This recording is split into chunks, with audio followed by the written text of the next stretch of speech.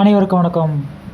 சேலம் ஜாகிரமாபாளையத்தில் எழுந்தருளியிருக்கும் ஸ்ரீ காவடி பிள்ளையார் ஆசிரமத்தில் இன்று ரிஷப வாகனத்தில் தேவியுடன் கோயில் உட்புறப்பாடு நடைபெற்றது. இதில் ஏராளமான பக்தர்கள் தேரை வடமெடுத்தெடுத்தார்கள்.